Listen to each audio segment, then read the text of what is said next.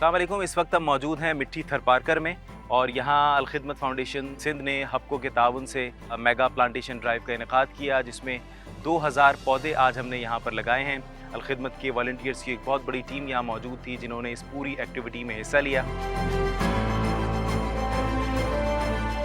हबको क्या बहुत सारे एम्स में से एक एम ये भी है कि हम अपने इस प्लानट को कुछ ना कुछ दें, और उस सिलसिले में एक हमने ये डिसाइड किया कि जो अलखिदमत की मेगा प्लांटेशन एक्टिविटी है उसके अंदर हबको भी अपना कंट्रीब्यूशन करे। अल्हम्दुलिल्लाह आज के दिन हमारी ये 2000 प्लांट्स की प्लांटेशन थी वो कंप्लीट हो गई, और हम इस चीज़ का अहद भी करते हैं कि इंशाल्लाह ताला हमारी ये कंट्रीब्यूशन जो स्पेशली एनवायरनमेंट रिलेटेड है यहाँ पर ख़त्म नहीं होगी, बल्कि इसको हम इंशाल्लाह ताला आने वाले दिनों में और बढ़ाते चले जाएंगे।